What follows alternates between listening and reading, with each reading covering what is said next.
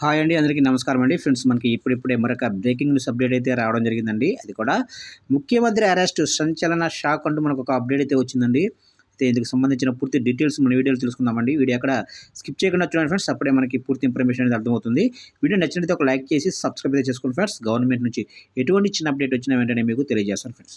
ఇక లేట్ చేయకుండా టాపిక్లోకి తెలిపోదాము. ఇక్కడైతే చూడండి ఫ్రెండ్స్, జార్ఖండ్ సీఎం హేమంత్ సోరెన్ను ఎన్ఫోర్స్మెంట్ డైరెక్టర్ అరెస్ట్ చేసే అవకాశాలు ఉన్నాయి. మనీ లాండరింగ్ కేసులో విచారణకు హాజరు కావాలంటూ 6 సార్లు సమన్లు ఇచ్చినా స్పందించకపోవడమే ఇందుకు కారణం.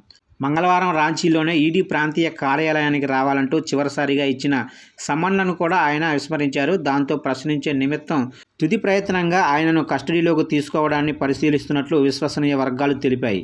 అయితే మైనింగు, భూమి కుంభకోణాల్లో ఆయనకు సంబంధం ఉందని ఈడీ ఆరోపించింది. ముఖ్యమంత్రి సన్నిహితులకు ప్రొటెక్షన్ మనీ ఇచ్చామంటూ ఇటీవలే నేపాల్ నుంచి తీసుకువచ్చిన ఓ మావోయిస్టు చెప్పడంతో ఆ ఆరోపణపైన దర్యాప్తు చేయనుంది. చూశారు కంటే మొత్తం మీదుగా జార్ఖండ్ సీఎం హేమంత్ సోరెన్ను ఎన్ఫోర్స్మెంట్ డైరెక్టర్ అరెస్ట్ చేసే అవకాశాలు ఉన్నాయని చెప్తున్నారు.